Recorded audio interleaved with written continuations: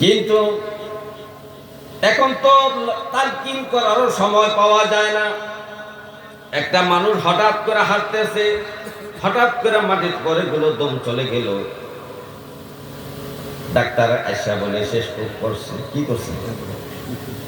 তাহলে নবীজি বলেছেন, হে আমার উম্মত, যখন তোমাদের সমাজে এই চিহ্নটা প্রকাশ পাবে, আইয়াজহারা মাউতুল ফুজ্জাআহ,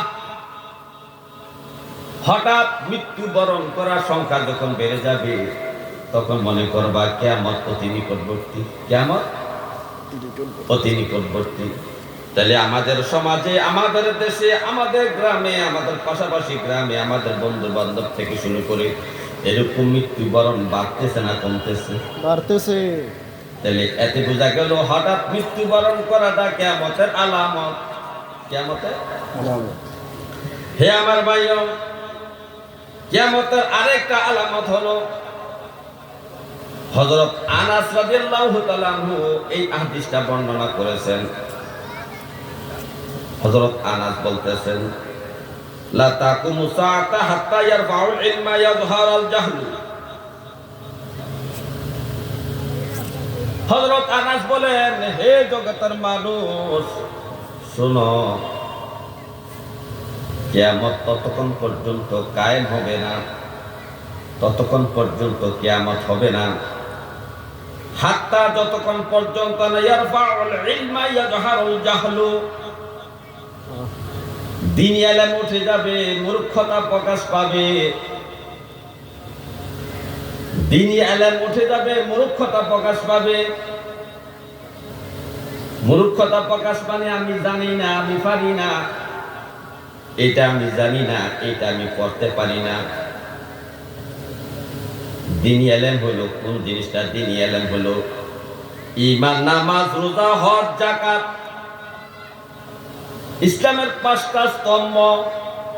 ঈমান, নামাজ, রোজা, হজ, যাকাত, এই 5টা স্তম্ভের সম্পর্কে ইলম অর্জন করা প্রত্যেকটা মুসলমানের উপর ফরজ। প্রত্যেকটা মুসলমানের উপর ফরজ, এতটুকু ইলম অর্জন করা ফরজ। এরপর আর মুসলমানের উপর ফরজ ইলম থাকে না, বিশেষ বিশেষ কোনো ব্যক্তির উপর বাকি ফরজটা থাকে না। হে আমার ভাইও, আজকের বর্তমান সমাজের মানুষের মধ্যে দেখা যায় ইসলামের পঞ্চবেনা সম্পর্কে জ্ঞান নেই, দ্বীনি ইলমটা নেই। যেমন নামাজ সম্পর্কে যদি আসেন, আজকে নামাজের পড়ার নমুনা দেখলে মনে হয় এটা কি নামাজ পড়তেছে না অভিনয় করতেছে? আমরা আজকে দেখে দেখে নামাজ পড়া শিখছি,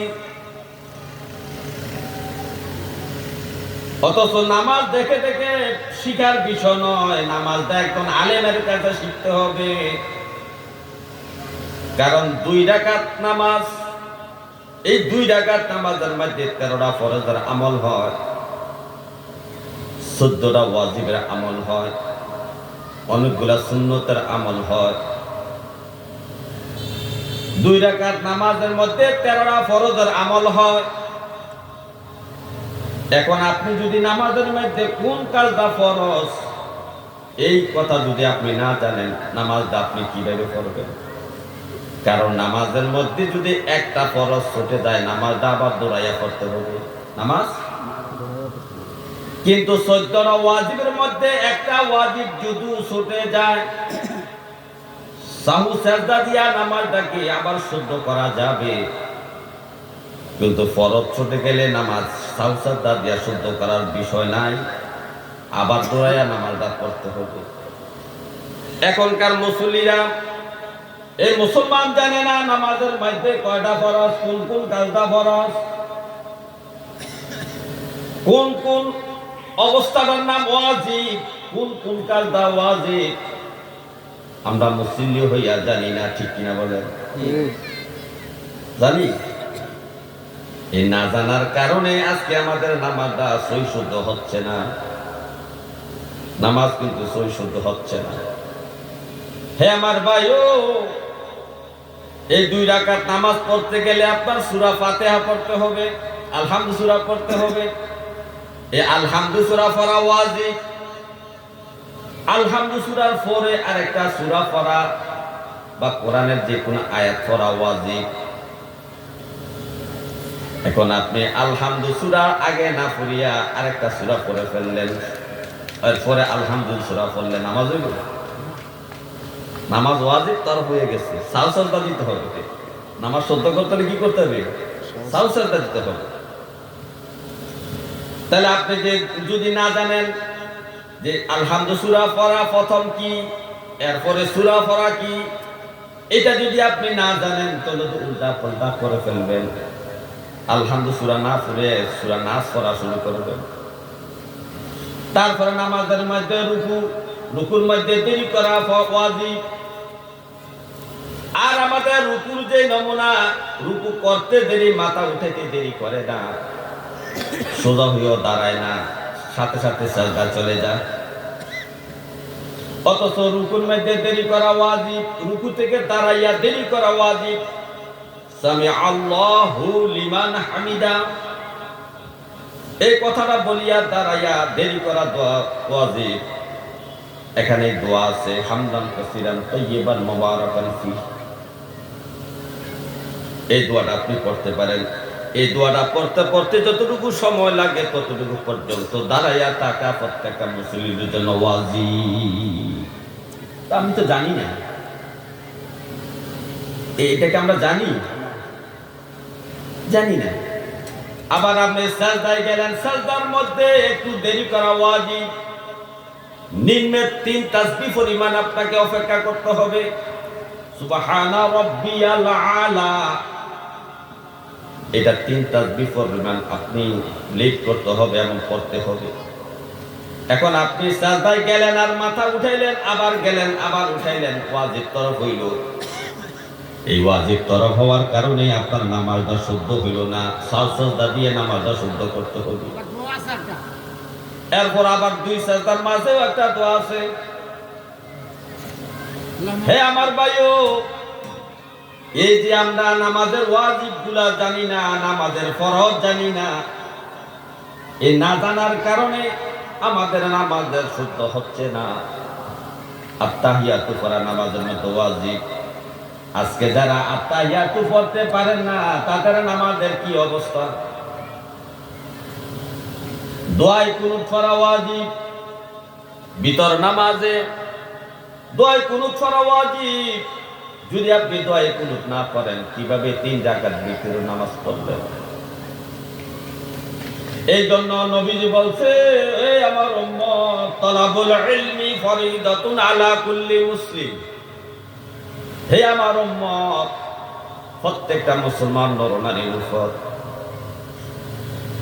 শরীয়তের যেটুকু ইলম অর্জন করলে ঈমান, নামাজ, রোজা, হজ, যাকাত শুদ্ধভাবে আদায় করা যাবে, ততটুকু ইলম অর্জন করা প্রত্যেকটা নরনারীর উপর ফরজ করা হয়েছে। ফরজ করা।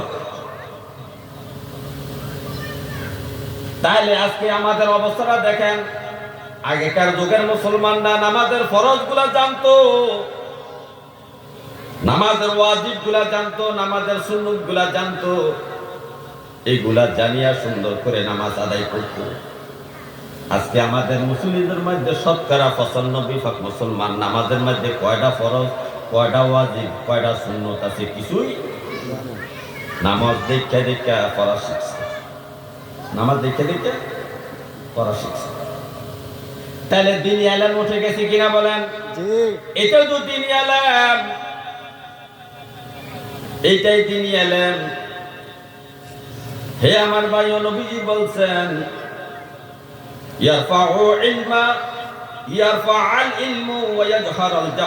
যখন দিন ইলম উঠে যাবে, মূর্খতা প্রকাশ পাবে, মনে করবা কিয়ামত অতি নিকটবর্তী হয়ে গেছে।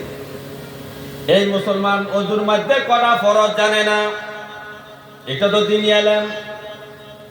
আপনি ওযু করতেছেন, ওযু করতে যাইয়া যদি 4টা ফরজের মধ্যে একটা ফরজ যদি আদায় না হয়, ওযু হবে? তাহলে আমরা মুসলমান তো ওযু করি ঠিক, কিন্তু ওযুর মধ্যে কয়টা ফরজ তাও জানি না, ওযুর মধ্যে কয়টা সুন্নত আছে তাও জানি না। এই যে আমরা জানাজার নামাজ পড়ি, এই জানাজার নামাজের মধ্যে দুইটা ফরজ আছে। কটা ফরজ? দেখে আগে জানতেন? এটা জানতেন আপনারা? কারা কারা জানতেন? হাত তুলে দেখেন তো। জানাজার দুইটা ফরজ আমরা জানতাম আগে। তাহলে একজন মানুষের হাত তোলা সম্ভব হলো না, অথচ জানাজার নামাজ মাসে দুই একটা আমরা পড়ি। জানাজার নামাজের দুইটা ফরজ হলো, চারটা তাকবীর দেওয়া ফরজ, এক নাম্বার দাঁড়াইয়া জানাজার নামাজ পড়া ফরজ, কাতার সোজা করে সবাই দাঁড়াইতে হবে, এই দাঁড়াইয়া নামাজ পড়া ফরজ, চারটা তাকবীর ফরজ।